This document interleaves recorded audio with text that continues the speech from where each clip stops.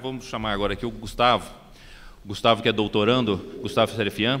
Ele é doutorando em Direito do Trabalho. Eu gostaria de ouvir agora, Gustavo. Você precisa de quanto tempo, Gustavo? 2 horas é suficiente? Então nós vamos marcar 20 minutos, né? Avisa com 15 ou avisa com 20? Avisa com 10 e com 15, por favor. Avisa com 10 e com 15. Perfeitamente. Com a palavra, professor Gustavo. Muito obrigado. Boa tarde a todas e todos. Bom dia ainda, né, a todas e todos. Gostaria de saudar aqui o auditório com um grandíssimo fora Temer e com fora todas as contrarreformas que estão colocadas pela agenda burguesa no país. Fora.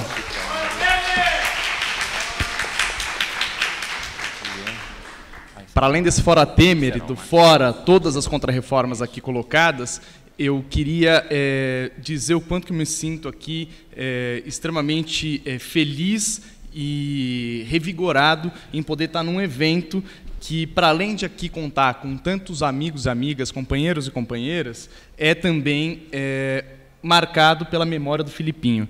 Sujeito que tive contato no início da minha vida militante no movimento estudantil e que, sem sombra de dúvida, não o conheci enquanto acadêmico, mas também projetou na atuação militante no PSTU e depois junto ao MAIS, toda essa sua energia e disposição para a transformação do mundo. Transformação do mundo essa que deve ser a nossa tarefa primeira e que, sem sombra de dúvida, é algo que também nos norteia aqui nesse encontro.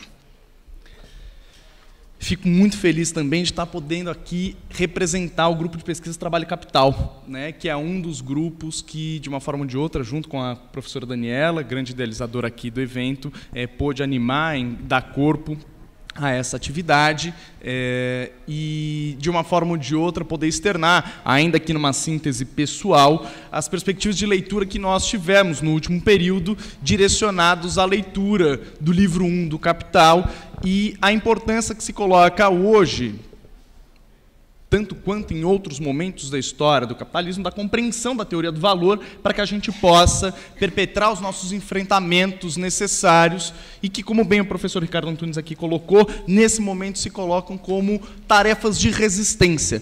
Haja vista que esse quadrante histórico nos coloca,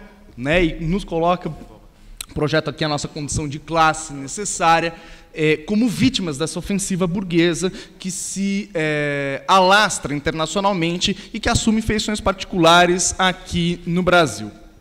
Eu vou fazer minha exposição aqui, tentando ser o mínimo de heterodoxo possível, apesar do hábito, tentando fazer uma distinção basilar acerca do que é, na minha compreensão, a perspectiva de afirmação de um direito de existência na contemporaneidade, bebendo ali, talvez, de um primeiro Marx, que felizmente a gente teve agora uma tradução para o português no início do ano, em um texto que tínhamos que tomar contato ou pelo francês ou pelo espanhol, né, para quem tem contato com outras línguas latinas, e que felizmente hoje a editora Boitempo traz a nós, para que então a gente possa colocar a necessidade hoje que a afirmação do direito de existência passa pela resistência da classe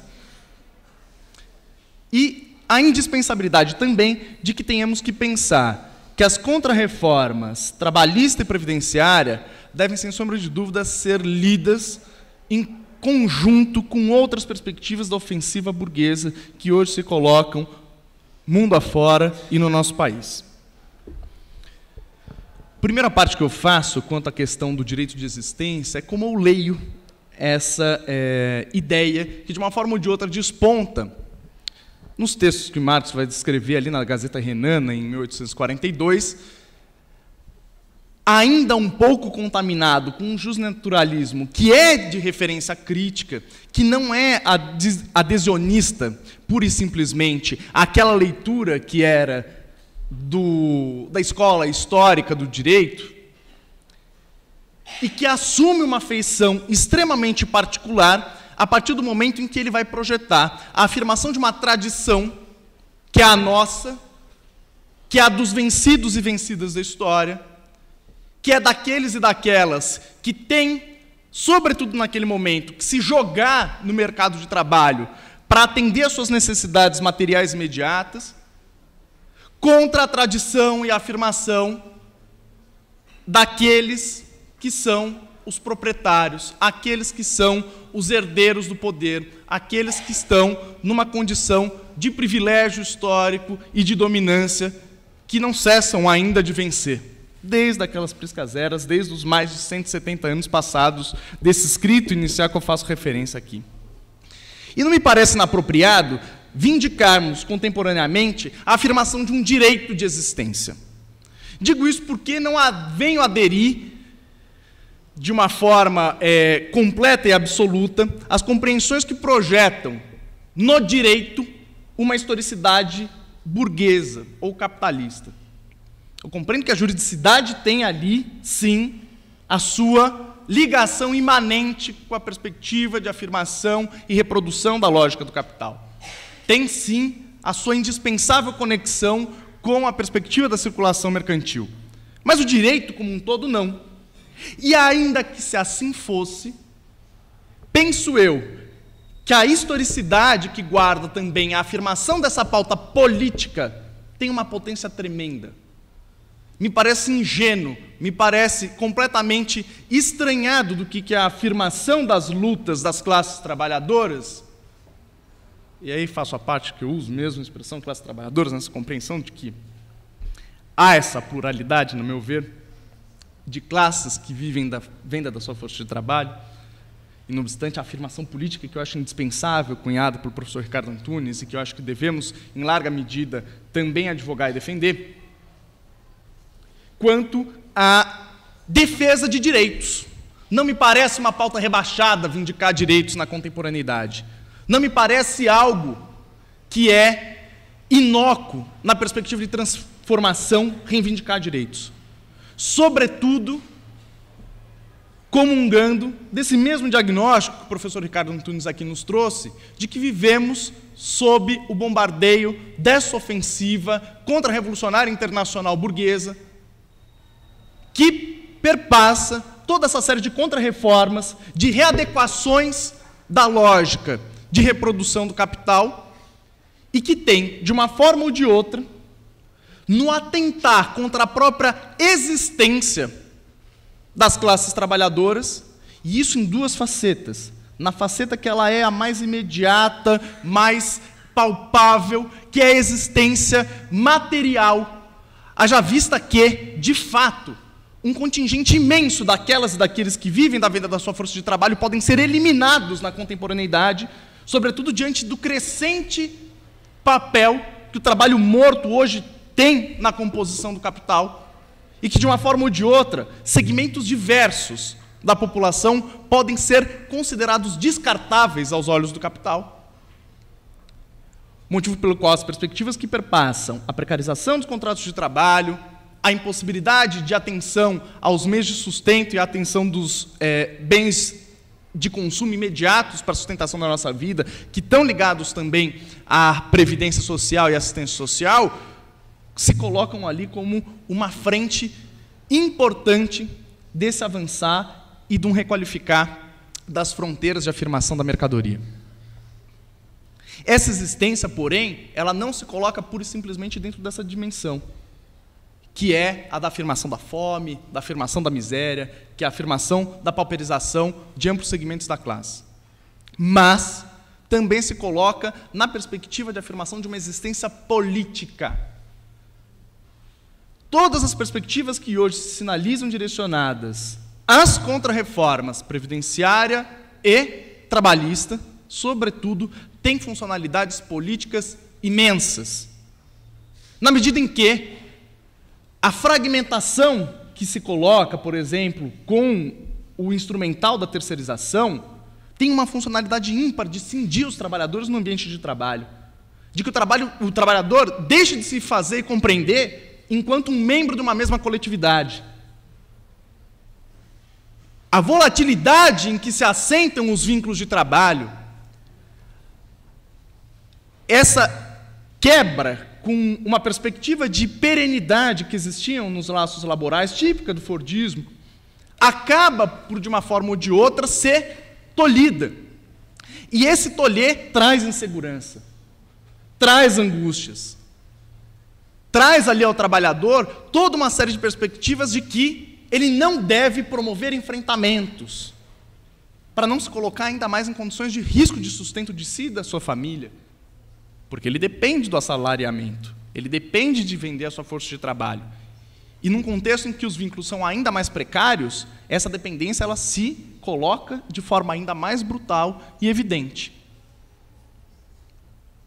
Mais do que tudo, há ainda também a perspectiva política da contrarreforma trabalhista que hoje se sinaliza, que é da própria culpabilização do trabalhador pelo retrocesso social, que é algo que é muito perverso e que a gente às vezes não chega a pensar. Não é o lixo do Temer, não é o lixo da Câmara dos Deputados ou do Senado que vai ser o responsável imediato pelo retrocesso social de direitos trabalhistas. Vai ser a sua própria entidade representativa de classe, negociando aquela responsável pela retração de direitos. Claro que as perspectivas de flexibilização e precarização dos vínculos se coloca também presente na perspectiva da contrarreforma. Mas toda uma série de outros atentados, talvez aqueles mais brutais, aqueles que direcionam ali para tolher os direitos que são já mais costumeiros também aos nossos trabalhadores e trabalhadoras, subsumidos à lógica do emprego, terão ali, na própria negociação das entidades de classe, a responsabilização imediata pelo seu esfacelamento, pelo seu minar. Tudo isso traz consequências que elas são extremamente danosas.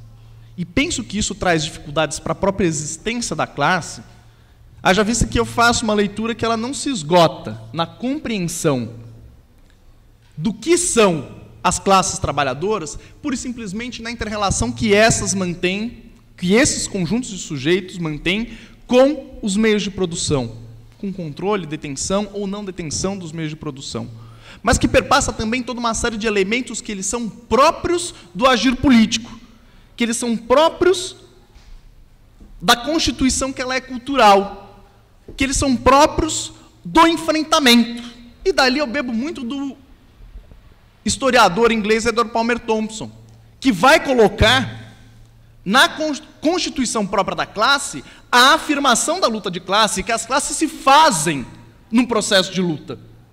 E sem a possibilidade de luta, ainda que a gente saiba que essa luta aparece ora de forma mais evidente, ora de forma mais velada, e que está ali sempre presente nas relações sociais entre sujeitos de classes distintas, antagônicas ou não, é certo que essa afirmação, essa existência para fora, para si, ela tem, em larga medida, a sua possibilidade pelas perspectivas de reconhecimento, pelas perspectivas de ação coletiva, que são minadas, que são tolhidas na perspectiva das contrarreformas que hoje aqui a gente se coloca a enfrentar.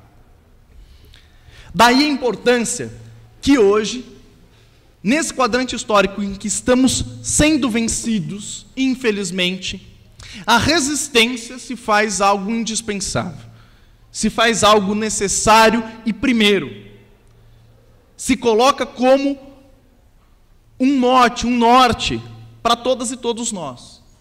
Pelo que deve ser abandonado toda e qualquer espécie de leitura que torna inexorável a realização das contrarreformas, em que vê um mal menor a regulamentação da terceirização, em que muitos setores da esquerda, inclusive, vêm embarcando.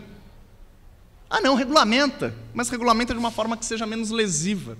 Regulamenta essa série de contratos precários que estão aí colocados, mas de um jeito que ali vai conseguir excluir menos pessoas dessa lógica de nova formalização atípica. Não me parece nada adequada essa conformação. Resistir é a tarefa daquelas e daqueles que se colocam num enfrentamento realmente militante a esse ataque que está sendo perpetrado pelo capital frente aos nossos interesses do trabalho na sociedade contemporânea. E aqui eu rememoro as lições do sempre inspirador professor de todos e todas nós, o Márcio Túlio Viana, que há pouco mais de 20 anos escreveu e trouxe a nós um grande libelo em defesa da resistência, tanto individual quanto coletiva, dos trabalhadores e trabalhadoras, que passa também pelo direito. Afirmar a resistência enquanto direito não é nada relacionado a comunista, a marxista, assim como penso e assumo eu ser. Mas tem também uma natureza e uma imanência que é burguesa. A resistência contra um governo injusto, a resistência frente a uma situação que ela é atentatória à dignidade do sujeito, ela é uma pedra de toque das constituições burguesas. A Constituição estadunidense tem marco nesse registro. A Constituição francesa, no final do século XVIII, também. Não é algo que parece estapafúrdio, mas que hoje, na contemporaneidade, dado o próprio arranjo da luta de classes, assume um conteúdo, um sentido que é de outra feição. Um conteúdo que ele é, não contrassistêmico, mas ele é atentatório à própria lógica de ofensiva, de afirmação das classes proprietárias. Por isso me parece indispensável pensar a afirmação da resistência enquanto tanto uma referência primeira para o próprio agir político das classes trabalhadoras na sua Constituição, como no refrear dessas contrarreformas que hoje aqui estão colocadas na agenda do capital no nosso país. A agenda essa, que, repito aqui, para não chover no molhado, que o professor Ricardo Antunes maravilhosamente colocou a nós, tem ali uma funcionalidade e uma afirmação internacional, que perpassa não só esse tripé que o professor Ricardo Antunes aqui colocou, mas que me parece íntima e diretamente relacionado com todos esses elementos, também afirmada dentro de uma perspectiva que ela é de destruição de nações, de destruição de espaços e territórios, de destruições de segmentos da classe. A guerra imperialista hoje colocada, por exemplo, na Síria, é exemplo desse intento de reorganização do capital na ordem internacional. E que a gente não pode se desconectar e ver esses ataques que são a nós direcionados aqui no Brasil de uma forma desconectada disso. E da mesma forma aí eu coloco, nos atentamos e nos preocupamos, inclusive por conta das perspectivas de leitura, pesquisa e afirmação políticas que temos às contrarreformas que elas são trabalhista e previdenciária. Mas é indispensável que nós possamos fazer uma leitura dessas contrarreformas ligadas umbilicalmente a outros ataques direcionados àquelas e àqueles que são os vencidos da história.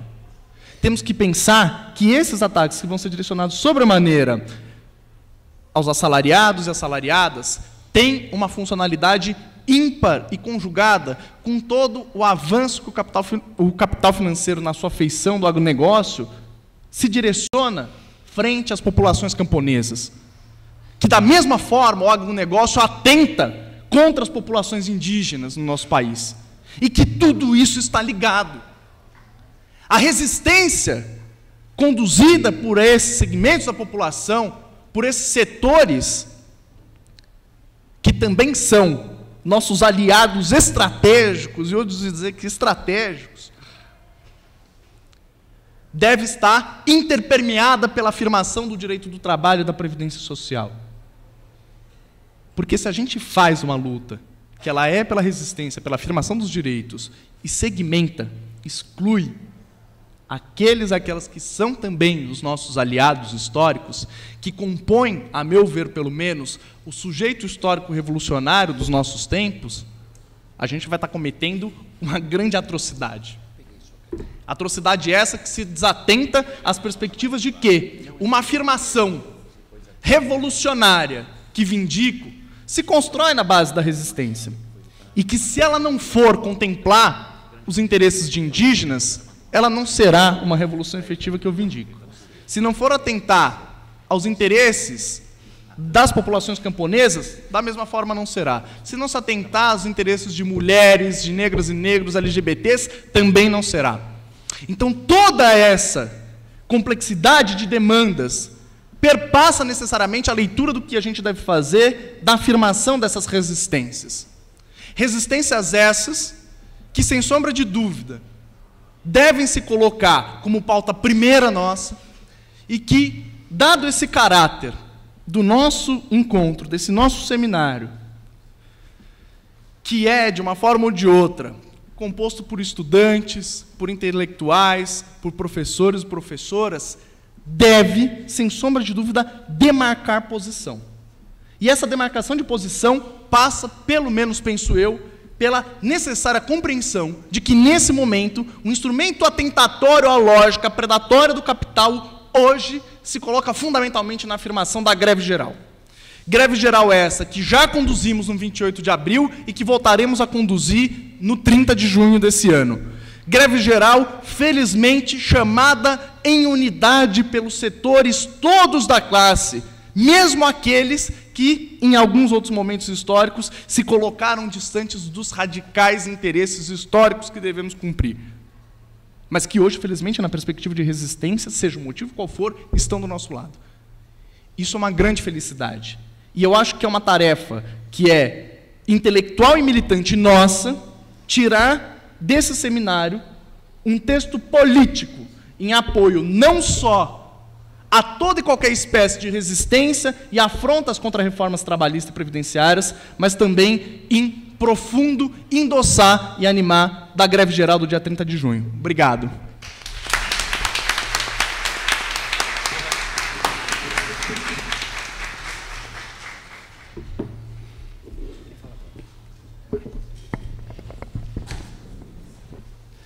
Agradecer, Gustavo, a sua brilhante palestra, muito legal, cara, muito técnica, muito objetiva e com uma linguagem muito adequada. Parabéns, Gustavo, muito gostoso de ouvir. Foi falado aqui pelo professor Ricardo Antunes sobre a uberização. Não poderia deixar de citar hoje aqui na nossa seleta plateia está o juiz da 30ª Vara do Trabalho, doutor Márcio Toledo Gonçalves, que foi quem proferiu aquela sentença aqui que reconheceu o vínculo empregatício do empregado do Uber, né? E que me fez, inclusive, desabilitar o aplicativo Uber do meu celular, né? Depois daquela sentença, eu tinha alguma contradição com essas questões, do ponto de vista de como eu atacaria isso, então o professor é responsável. Eu já desabilitei, viu, Márcio Toledo Gonçalves? Márcio Toledo, que o professor quer saber quem é você aqui, né? Merece. Vamos resistir à uberização. E Márcio Toledo é nosso bastião aqui na defesa desse direito aqui agora de reconhecer o vínculo empregatício. É até interessante isso, que na época da eleição, quando os taxistas todos defendiam o Aécio como presidente, a gente entrava num táxi, Aécio, eu não sei o que é e tal, aí logo depois o Aécio foi e defendeu a uberização, essas questões no Congresso, foi feita essa discussão. Aí é engraçado, ele fala assim, bom, eles querem um neoliberal no governo, mas não querem abrir o mercado. E é o que propõe o neoliberalismo, é abrir o mercado, que é uma contradição enorme nos taxistas. Então, defender o neoliberalismo e não abrir o mercado para o Uber, né? Que era o que se esperava, evidentemente. Bom, agora eu vou passar aqui. Se pudéssemos depois ter acesso à sentença? A sentença eu gostaria muito. Tá aqui. É incrível. Tá bom. São várias as sentenças que já estão sendo proferidas aqui, vários processos já estão sendo alçados aos tribunais, ao Tribunal de Justiça do Trabalho, para se analisar esse reconhecimento ou não do vínculo de emprego, né? E foi um seminário que eu ouvi semana passada, mais uma vez organizado, um dos organizadores era o Dr. Bruno, e que tratou exatamente dessa questão do direito, da tecnologia e do trabalho, essa interligação que há. E a uberização, que é o nome que se dá a todas essas tecnologias feitas em plataforma, esse tipo de trabalho realizado em plataforma, foi o ponto mestre, e esse termo é o termo que foi utilizado. Inclusive a professora Daniela Muradas e o Eugênio, que está aqui hoje, devia estar aqui na frente com a gente, mas está aqui nas costas nos apoiando, são autores de artigo muito interessante sobre a teoria disruptivas, né, do direito do trabalho, e depois foi lançado pela LTR na semana passada. É um livro brilhante, também um livro fantástico, com artigos de vários doutrinadores, e foi organizado pelo Pepe, que é desembargador no nosso Tribunal Regional aqui da Terceira Região, da primeira turma do Tribunal Regional do Trabalho da Terceira Região, Pepe Chaves, como gosta de ser conhecido, né? Então é fantástico, eu indico a todos esse livro também, os artigos da professora Daniela Muradas e do Eugênio.